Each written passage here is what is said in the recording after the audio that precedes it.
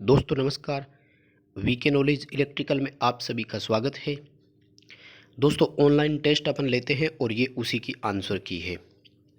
Instrument या measuring instrument अपन कह सकते हैं, इलेक्ट्रिकल मेजरिंग इंस्ट्रूमेंट, वैद्युतिक मापी यंत्रों से संबंधित आज ऑनलाइन टेस्ट हुआ था, ये उसी की आंसर की है।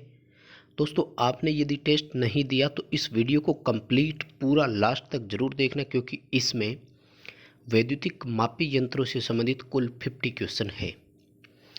हर बार यूनिक प्रश्न देने की कोशिश करते हैं, यानी नए क्वेश्चन भी हो सकते हैं, आपको सीखने को ज़रूर मिलेगा। क्वेश्चन अलग ज़रूर आपको सिखाएंगे कुछ ना कुछ, तो लास्ट तक सभी क्वेश्चन देखें। यदि आपने टेस्ट दिया है तो आपके कौन से क्वेश्चन गलत हुए थे उनको आप यहाँ डीपली देख सकते हैं, समझ सकते हैं। दोस्तों चैनल पर नए हो तो चैनल सब्सक्राइब जरूर कर लीजिए, नोटिफिकेशन के लिए बेल आइकन को भी प्रेस करें, चैनल दोस्तों को शेयर जरूर करें। चलिए क्वेश्चन से शुरू करते हैं। क्वेश्चन नंबर 1 है कि प्रतिरोध का निरपेक्ष मापन किस विधि से किया जाता है। प्रतिरोध नापने के अपने पास बहुत सारे मेथड होते हैं।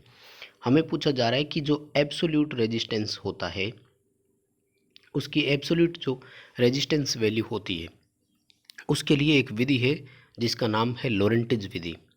इस क्वेश्चन में काफ़ी स्टूडेंट को डाउट भी बता रहे थे कि ब्रिज दे रखा है बहुत सारी जगह पर, ये नहीं होगा, इसका ऑप्शन लोरेंटेज मेथड ही आएगा। क्वेश्चन का आंसर अपना बी रहेगा। नेक्स्ट क्वेश्चन है कि आदर्श एमीटर की आंतरिक चालकता कितनी होती है। दोस्तों आदर्श एमीटर वोल्टमीटर से संबंधित 4 क्वेश्चन बनते हैं, आप उनको डायरेक्ट जरूर याद रखिएगा। सबसे पहला, आदर्श एमीटर में आंतरिक प्रतिरोध कितना होता है, तो हम सब जानते हैं 0।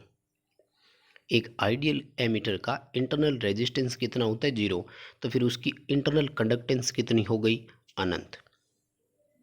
इसी तरह से अगर वोल्ट मीटर में होता तो एक आइडियल वोल्ट मीटर के रेजिस्टेंस के बारे में हमसे क्वेश्चन पूछा जाता एमीटर की जगह, तो आइडियल वोल्ट मीटर का रेजिस्टेंस इनफाइनाइट यानी अनंत होता है, इसलिए उसकी इंटरनल कंडक्टेंस यानी आंतरिक चालकता कितनी होता है, 0।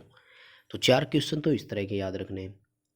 फिर क्वेश्चन है कि नॉर्मल क्वेश्चन आ जाए, जैसे सीधा क्वेश्चन होता है कि एक एमीटर की आंतरिक चालकता कितनी, तो फिर हम ऑप्शन करते उच्चतम, क्योंकि एक एमीटर का रेजिस्टेंस जितना हो सके न्यूनतम रखा जाता है, कम से कम रखा जाता है।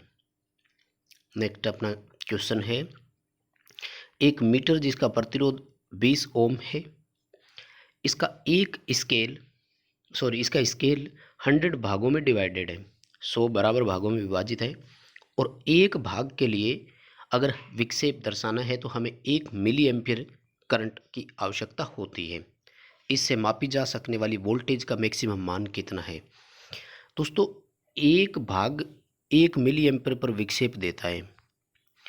जो स्केल का पैमाना मान लीजिए या डिवाइडेशन मान लीजिए 100 भाग में है, यानी 0 से लेकर के मैक्सिमम तक जाने के लिए करंट की वैल्यू कितनी रिक्वायरमेंट हुई, 100 मिली एम्पियर कंप्लीट।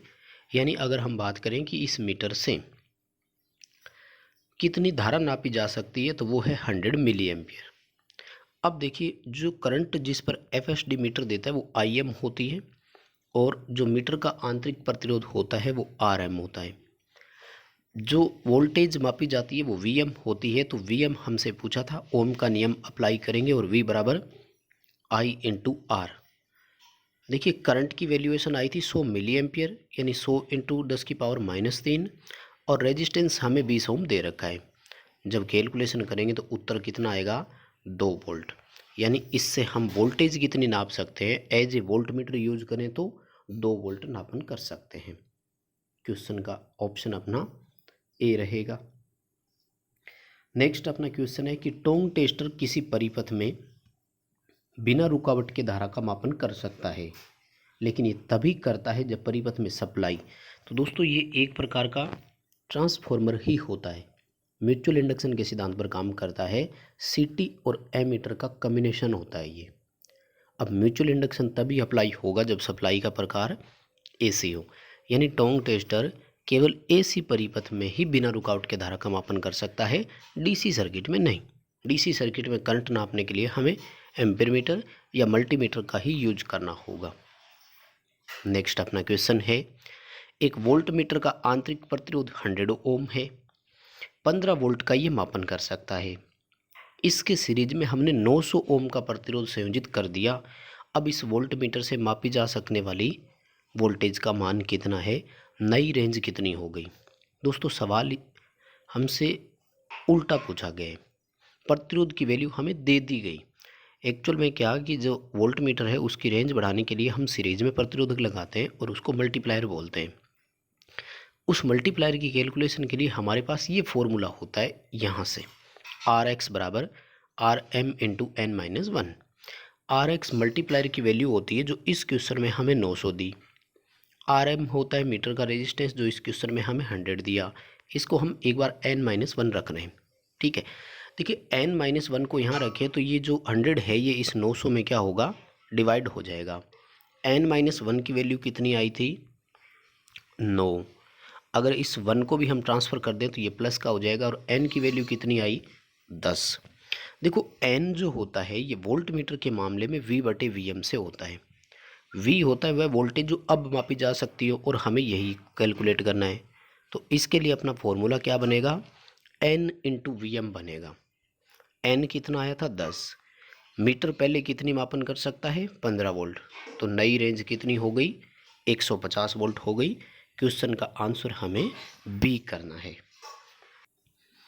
नेक्स्ट अपना क्वेश्चन है कि रेक्टिफायर टाइप यंत्र जो होते हैं इनके द्वारा दर्शित मान कौन सा होता है। रेक्टिफायर टाइप मीटर एक तरह से एसी सप्लाई पर ही काम में आते हैं, यानी केवल एसी पर इनका उपयोग किया जाता है। रेक्टिफायर लगा हुआ है यानी रेक्टिफायर प्लस, ये एक तरह से पीएमएमसी मीटर ही होता है।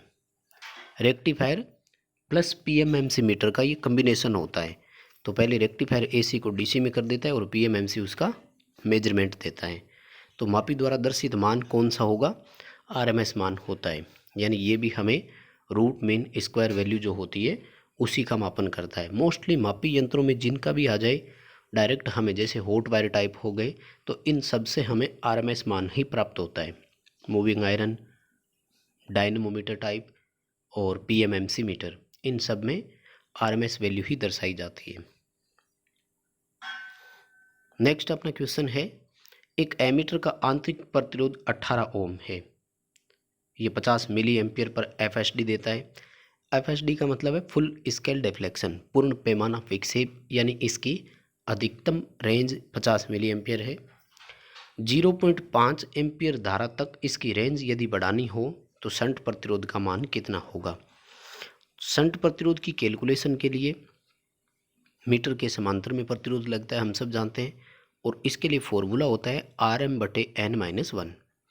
Rm होता है मीटर का रेजिस्टेंस, 18 ओम है। n हमें नहीं दिया तो n कैलकुलेशन के लिए फॉर्मूला रहता है I/Im, यानी वह करंट जो हमें अब मापन करनी है 0.5 एम्पियर है, वह करंट जिसका मीटर पहले मेजरमेंट दे रहा है 50 मिली एम्पियर दिया, कैलकुलेशन करेंगे 1000 ऊपर हो जाएगा।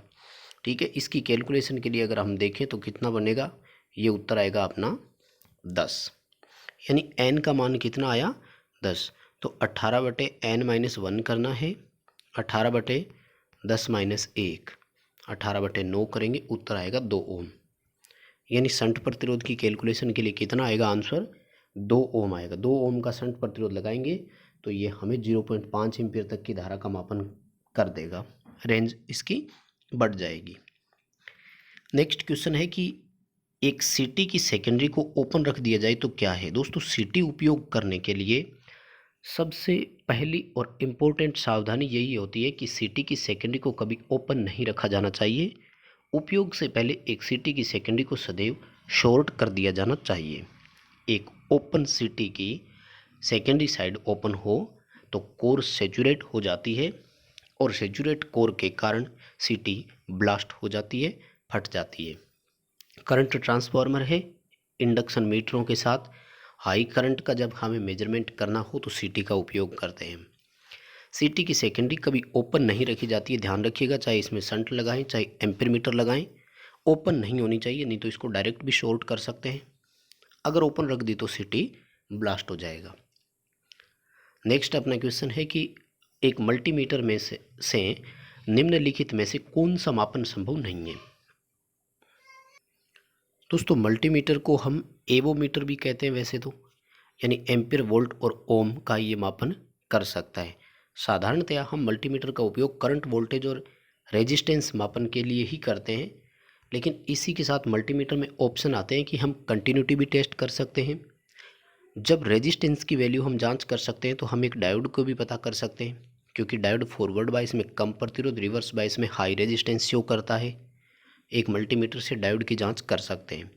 कलर कोड प्रतिरोधक की वैल्यू भी हम जांच कर सकते हैं। पहले कलर कोड से वैल्यू निकालेंगे और मल्टीमीटर से उसका रेजिस्टेंस मापन करके हम उसका सत्यापन, वेरिफिकेशन कर सकते हैं। धारा का मापन भी इससे हो जाता है, लेकिन एक कैपेसिटर की टेस्टिंग या कैपेसिटर का मान अपन इससे पता नहीं कर सकते। कैपेसिटर की वैल्यू जो है ये मल्टीमीटर से हम नहीं जांच कर सकते। क्वेश्चन का आंसर अपना सी रहेगा। नेक्स्ट क्वेश्चन है कि यदि सप्लाई का प्रकार डीसी हो तो निम्न में से कौन से मीटर की आवश्यकता नहीं होगी। यानी डीसी सप्लाई है तो हमें कौन से ऐसे मीटर हैं जिनको संयोजित करने की आवश्यकता ही नहीं है। देखो डीसी में हमें ये चीज़ें ध्यान करनी है कि कौन कौन से मान फिक्स होते हैं। डीसी की फ्रीक्वेंसी होती है 0, डीसी का पावर फैक्टर होता है इकाई, यानी ना तो फ्रीक्वेंसी मापन करने की ज़रूरत है और ना ही पावर फैक्टर मेजरमेंट करने की ज़रूरत है। तो ना तो पावर फैक्टर मीटर की आवश्यकता होगी, ना ही फ्रीक्वेंसी मीटर की आवश्यकता होगी, क्योंकि दोनों के मान वहाँ पर फिक्स है। इनका मापन करने के लिए किसी प्रकार के मीटर संयोजन करने की आवश्यकता नहीं है। नेक्स्ट अपना क्वेश्चन है, एक पीएमएमसी मीटर है, वोल्ट मीटर, और दूसरा इंडक्शन टाइप वोल्ट मीटर है। एसी सप्लाई पर इनको संयोजित किया है। दोनों मीटर की रीडिंग क्रमशः कितनी होगी। पीएमएमसी केवल डीसी पर लगता है और इंडक्शन टाइप केवल एसी पर लगता है। पीएमएमसी को जब हम एसी पर लगाएंगे तो वो कोई रीडिंग नहीं देगा, जबकि इंडक्शन टाइप तो एसी पर ही काम में लिया जाता है। यानी पीएमएमसी की reading permanent magnet moving coil type के मीटर की रीडिंग तो होगी 0, जबकि इंडक्शन टाइप पूरी वोल्टेज यानी 220 वोल्ट हमें रीडिंग में दर्शाता है। सी ऑप्शन कर देंगे। मान लीजिए क्वेश्चन सेम टू सेम यही होता, लेकिन सप्लाई का प्रकार एसी की जगह डीसी दे देते, तो फिर पीएमएमसी मीटर की रीडिंग तो होती 220 और इंडक्शन टाइप की रीडिंग होती 0। हालांकि एक डिफरेंस दोनों के बीच में और है कि पीएमएमसी टाइप को यदि हम एसी दे देते हैं तो मीटर कोई विक्षेप नहीं दर्शाएगा और मीटर सेफ रहेगा, लेकिन एक इंडक्शन टाइप मीटर को यदि डीसी दे दी जाती है तो मीटर की कॉइल जल जाएगी। इन दोनों में ये भी अंतर होता है। नेक्स्ट अपना क्वेश्चन है, निम्न में से कौन सा मीटर वैद्युतिक राशि के मापी जाने वाली मान की हमेशा तात्कालिक मान को ही दर्शाता है। सेकेंडरी यंत्र 3 तरह के होते हैं, इंडिकेटिंग, इंटीग्रेटिंग और रिकॉर्डिंग इंस्ट्रूमेंट, जो केवल तात्कालिक मान को दर्शाते हैं, यानी अभी रिसेंटली वैल्यूएशन कितनी चल रही है, जैसे लोड की करंट कितनी है, सप्लाई में वोल्टेज का मान कितना है, लोड के द्वारा औसत वास्तविक शक्ति कितनी कंजप्शन करवाई जा रही है। इन सभी मीटर को इंडिकेटिंग इंस्ट्रूमेंट कहते हैं, सूचक मापी यंत्र, जैसे एम्पीयर मीटर, वोल्ट मीटर और वाट मीटर। और इंटीग्रेटिंग मीटर वो होते हैं जो कार्यकाल के दौरान संपूर्ण रीडिंग को दर्शाते हैं। रिकॉर्डिंग वाले साथ में प्रिंट भी निकालते हैं, रिकॉर्ड करते जाते हैं। और एब्सोल्यूट वो होते हैं जो केवल परजेंस शो करते हैं, सप्लाई है या नहीं है तो कितने वोल्ट ये हमें शो नहीं करता है। नेक्स्ट अपना क्वेश्चन है कि एक पीएमएमसी मीटर का आंतरिक प्रतिरोध 2 ओम है, परमानेंट मैग्नेट मूविंग कॉइल का मीटर है और 100 मिली एम्पियर धारा पर ये एफएसडी देता है, यानी फुल स्केल डिफ्लेक्शन देता है। इसे 20 वोल्ट नापने वाले वोल्ट मीटर में कैसे परिवर्तित किया जा सकता है। देखो वोल्ट मीटर बनाने के लिए सीरीज में प्रतिरोध लगाया जाता है। अभी हम ये देखेंगे कि हमें मल्टीप्लायर की गणना करनी है और 20 वोल्ट तक रेंज हमें इंक्रीज करनी है, एक्सटेंड करनी है। हमें सबसे पहले ये देखना है कि मीटर अभी कितने वोल्ट पर एफएसडी देता है, और वो कहलाता है मीटर का वी मीटर, या जिस पर वो पूर्ण विक्षेप देता है। इसके लिए फॉर्मूला अप्लाई करेंगे I M into R M. I M जो है वो है जिस पर धारा पर एफएसडी देता है 100 मिली एम्पियर। मीटर का प्रतिरोध है 2 ओम। ये जब हम देखेंगे तो आंसर आ रहा है 0.2 वोल्ट। मीटर अभी जिस पर मापन कर रहा है वो 0.2 वोल्ट है। हमें रेंज जो बढ़ानी है वो है 20 वोल्ट तक। एन गुणक घटक की गणना करने के लिए फॉर्मूला होता है V/Vm, यानी वह वोल्टेज जहाँ तक रेंज एक्सटेंड करनी है, वह वोल्टेज जिस पर मीटर अभी हमें FSD देता है, फुल स्केल डिफ्लेक्शन देता है। जब इसकी कैलकुलेशन करेंगे तो आंसर कितना आया 100। एन की वैल्यूएशन कितनी आई 100। मल्टीप्लायर की गणना करने के लिए फॉर्मूला होता है RM into N minus 1। RM है 2, एन की वैल्यू आई 100, 100 माइनस 1 करेंगे तो ये कितना आएगा, ये आएगा 99। तो 2 इंटू 99 करेंगे, क्वेश्चन का आंसर आएगा B 198, यानी 198 ओम का प्रतिरोध लगाएंगे। और वो कैसे लगेगा, सीरीज में। नेक्स्ट क्वेश्चन है, हाई करंट पर उपयोग करने के लिए इंडक्शन वाटमीटर के साथ किसका उपयोग करेंगे। देखो केवल करंट हाई बताया है तो हम केवल CT का ही उपयोग करेंगे, करंट ट्रांसफार्मर का उपयोग करेंगे। अगर हाई वोल्टेज और हाई करंट दोनों होती तो CTPT दोनों का उपयोग करते। इंडक्शन मीटरों के साथ इंस्ट्रूमेंट ट्रांसफार्मर CTPT लगाए जाते हैं और ये डिपेंड करता है कि हाई करंट या हाई वोल्टेज या हाई करंट और वोल्टेज दोनों किस पर उस मीटर का उपयोग किया जाना है। केवल हाई करंट पर इंडक्शन वाटमीटर का उपयोग करना है, इसलिए CT का उपयोग करेंगे, ए ऑप्शन रहेगा। नेक्स्ट क्वेश्चन है कि गैल्वेनोमीटर में उपयोग होने वाली डैम्पिंग का प्रकार कौन सा है। गैल्वेनोमीटर करंट डिटेक्टर भी कहलाता है। करंट को किसी सर्किट में ये विक्षेप दर्शाता है हमें, और इसमें प्रयुक्त अवमंदक बल एडी करंट प्रकार का होता है। PMMC मीटर में भी यही होता है, जबकि मूविंग आयरन में वायु घर्षण का उपयोग करते हैं। द्रव घर्षण अवमंदक प्रणाली जो है ये पैनल वाले बोर्ड में लेते हैं, जहाँ पर मीटर वर्टिकली लगते हैं, ऊर्ध्वाधर पोजीशन में लगते हैं। और स्प्रिंग जो है ये अवमंदक का नहीं, कंट्रोलिंग का प्रकार है। नेक्स्ट क्वेश्चन है कि निम्न में से किस मीटर में क्रिम्पिंग त्रुटि पाई जाती है। क्रिम्पिंग त्रुटि होती है बिना भार संयोजित किए ही एक एनर्जी मीटर की डिस्क जब लगातार घूर्णन करती रहती है तो ये दोष उसमें क्रिम्पिंग दोष के नाम से जाना जाता है। कई सारे इसके कारण भी होते हैं, घर्षण का ओवर कंपनसेट होना, स्ट्रे मैग्नेटिक फील्ड, PC पर ओवर वोल्टेज मिलना और डैम्पिंग मैग्नेट का समायोजन सही नहीं होना, ये इसके रीजन भी होते हैं।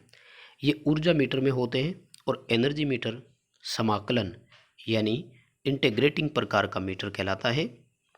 D ऑप्शन हो जाएगा अपना।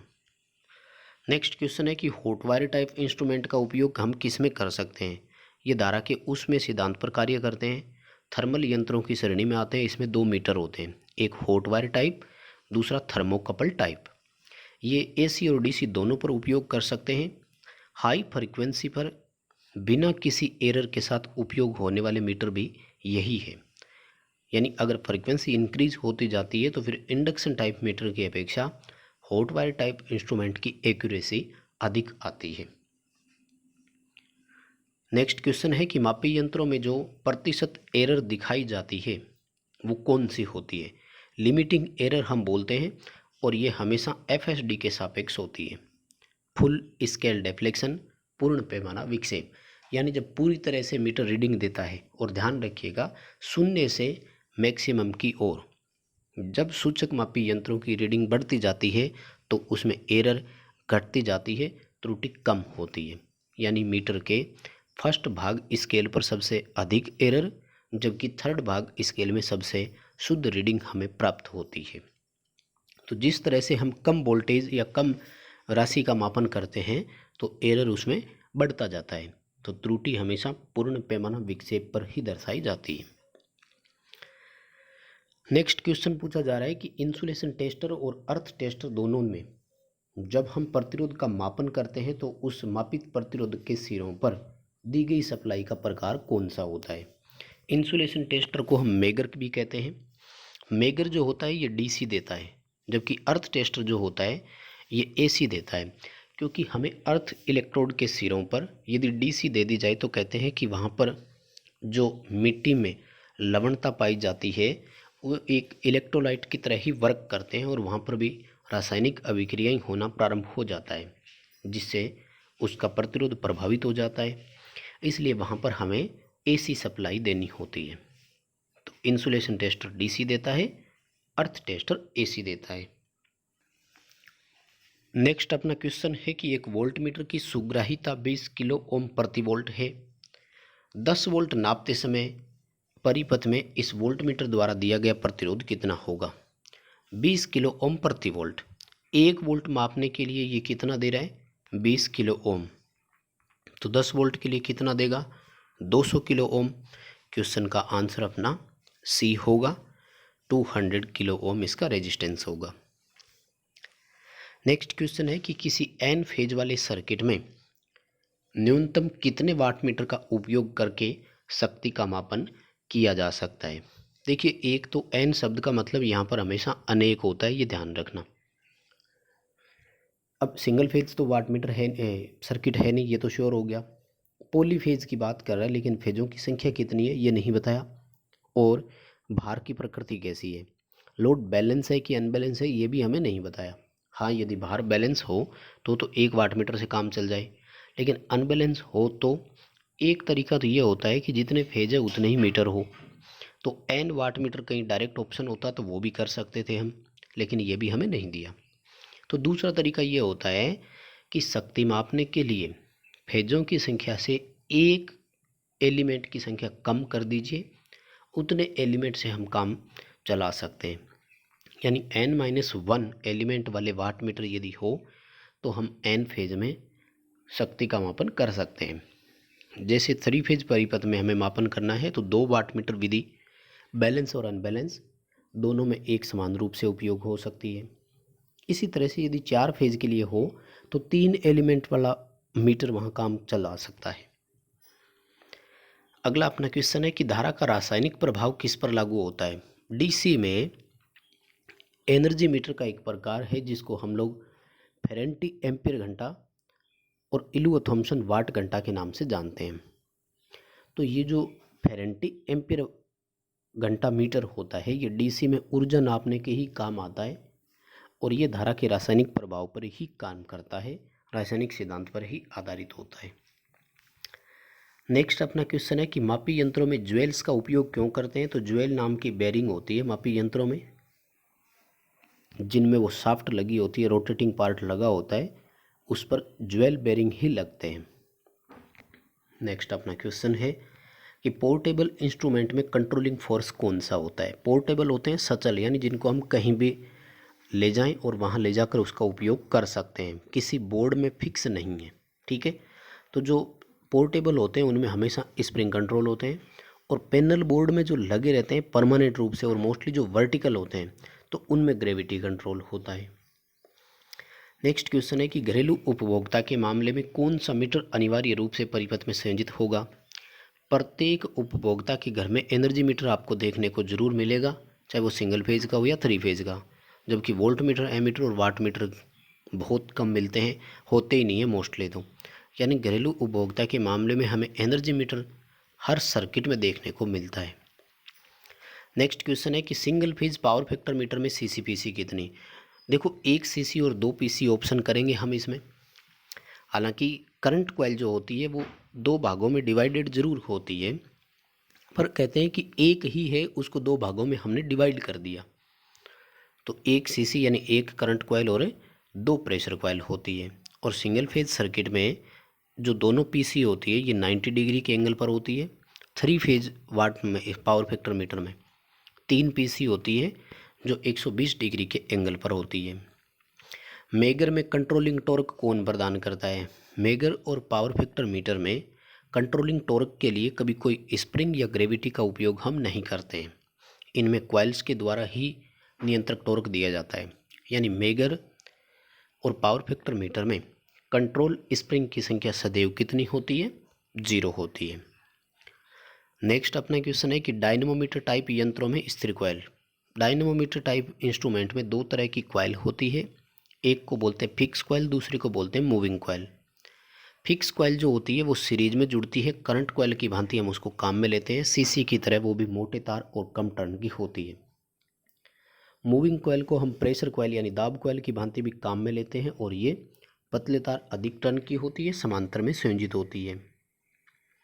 नेक्स्ट क्वेश्चन है वाट मीटर किस प्रकार का यंत्र है? एम्पियर मीटर, वोल्ट मीटर और वाट मीटर इंडिकेटिंग इंस्ट्रूमेंट यानी सूचक मापी यंत्रों में आते हैं। वाट घंटा मीटर अगर होता तो वो समाकलन यानी इंटीग्रेटिंग प्रकार के यंत्र में आता है। नेक्स्ट अपना क्वेश्चन है कि सिंगल फेज एसी परिपथ में निम्न में से कौन सा मीटर भिन्न संयोजित होता है? फ्रीक्वेंसी मीटर है, समांतर क्रम में संयोजित होता है। एनर्जी मीटर में सीसी पीसी होती है, सीसी सीरीज में और पीसी पैरेलल में। पावर फैक्टर मीटर और वाट मीटर में भी करंट कॉइल, प्रेशर कॉइल होती है, सीसी सीरीज में, पीसी पैरेलल में। यानी power factor meter, watt meter और ऊर्जा मीटर में सीसी पीसी थी। फ्रीक्वेंसी मीटर में एक ही कॉइल या विद्युत चुंबक होता है और ये समांतर में संयोजित होता है। नेक्स्ट क्वेश्चन है कि मापी यंत्रों की माप सीमा उचित रेंज तक हम बढ़ा सकते हैं, इसके लिए हम किस किस का उपयोग करेंगे? सीटीपीटी भी लगाए जाते हैं, शंट और मल्टीप्लायर का भी उपयोग करते हैं। शंट और मल्टीप्लायर पीएमएमसी और एमआई टाइप मीटर में यूज करते हैं, जबकि सीटीपीटी इंडक्शन टाइप मीटरों के साथ लगाई जाती है।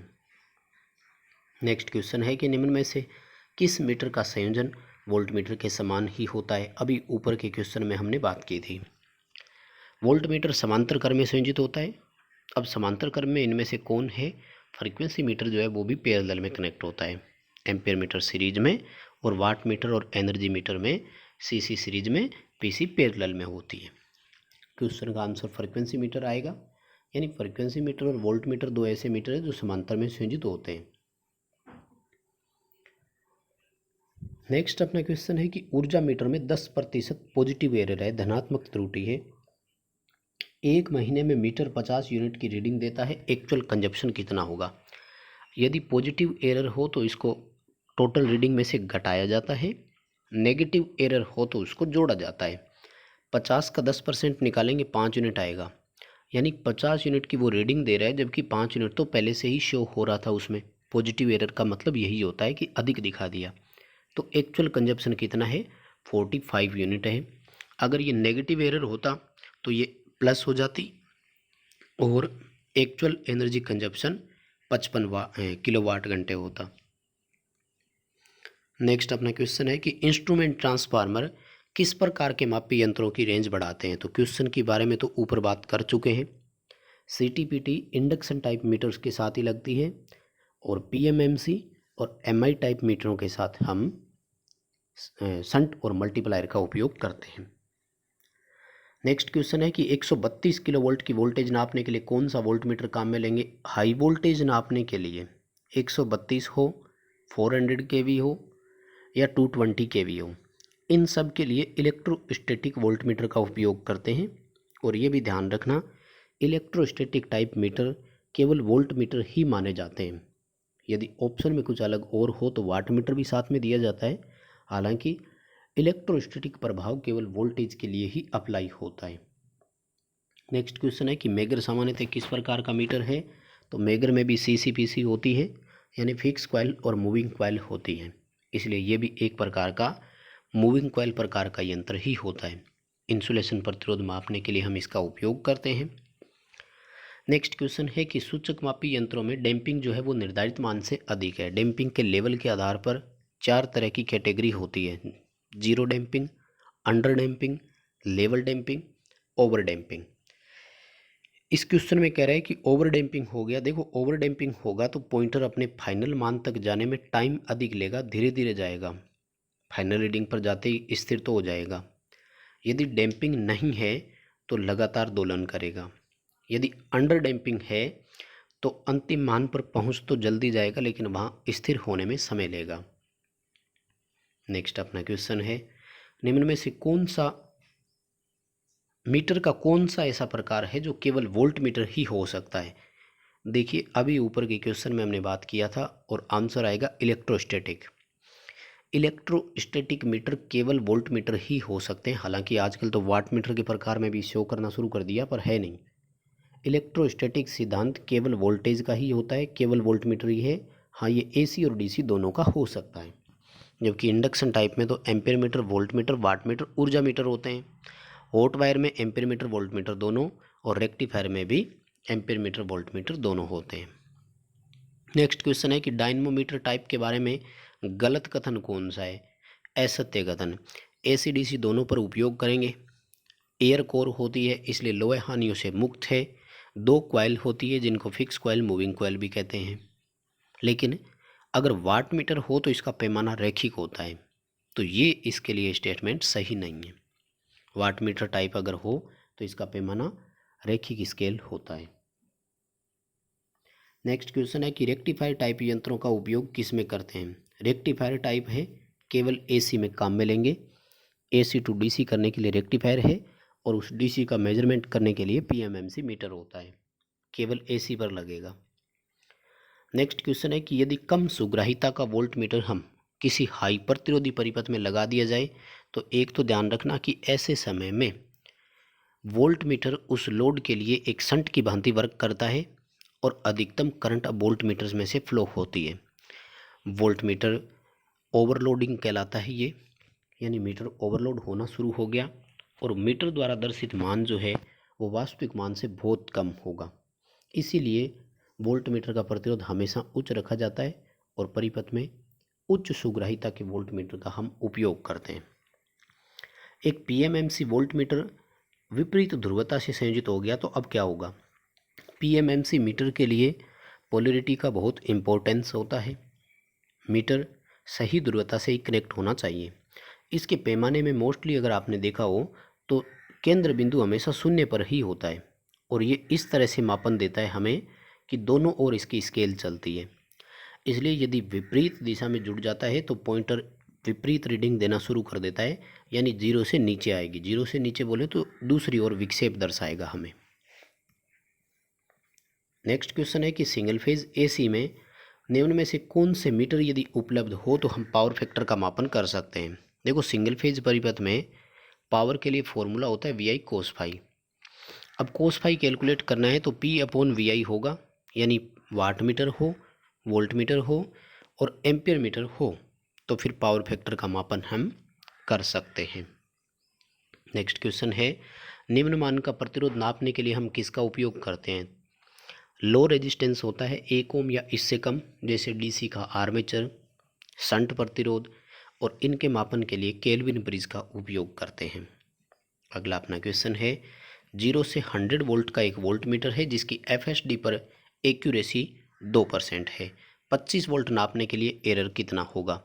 लिमिटिंग एरर कैलकुलेट करने के लिए फॉर्मूला होता है कि FSD कितनी है बटे मेजर्ड वैल्यू कितनी है, यानी मापित मान into accuracy. Full scale deflection 100 volt का है, हम 25 वोल्ट नाप रहे हैं, एक्यूरेसी 2% है। कैलकुलेशन करेंगे 25 वोल्ट पर एरर आएगा 8%। नेक्स्ट अपना क्वेश्चन, कौन सा यंत्र धारा के उष्म सिद्धांत पर आधारित है। तो हॉट वायर टाइप या थर्मल टाइप यंत्र हो गए, इसमें थर्मोकपल ऑप्शन होता तो वो भी करते। इंडक्शन टाइप है तो ये विद्युत चुम्बकीय प्रेरण सिद्धांत पर आधारित है। पीएमएमसी मीटर डीसी मोटर के जैसे सिद्धांत पर आधारित होते हैं। नेक्स्ट क्वेश्चन है कि निम्न में से किस मीटर में उपयोग से पहले शून्य समायोजन नहीं किया जाता है। शून्य समायोजन का मतलब होता है कि पॉइंटर जो है वो 0 पर होना चाहिए, तो वो है मेगर और ओम मीटर, क्योंकि इनका पॉइंटर 0 तब शो करता है जब सर्किट में रेजिस्टेंस 0 हो। हालांकि इनमें हम 0 एरर जरूर जांच करते हैं, ध्यान रखना 0 एडजस्टमेंट नहीं किया जाता लेकिन 0 एरर जांच की जाती है।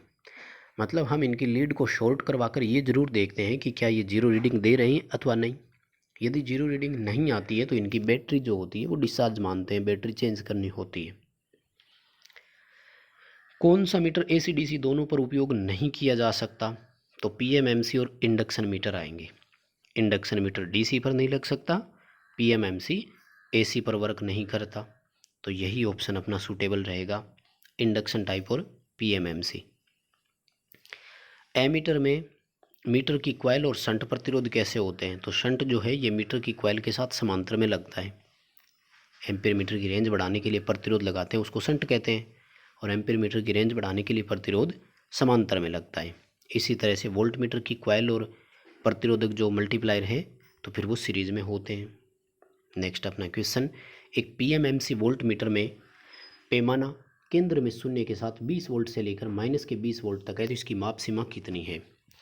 देखिए 20 वोल्ट की वैल्यूएशन आती है तो ये -10 से लेकर के +10 की रीडिंग देगा, क्योंकि यदि विपरीत ध्रुवता से भी संयोजित हो गया तो मैक्सिमम वैल्यू इसकी कितनी जा सकती है, 20 वोल्ट तक जा सकती है।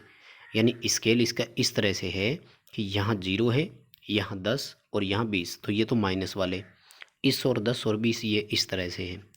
तो ये कितना मान अपन को दे सकता है, माइनस की 10 वोल्ट से लेकर प्लस की 10 वोल्ट तक।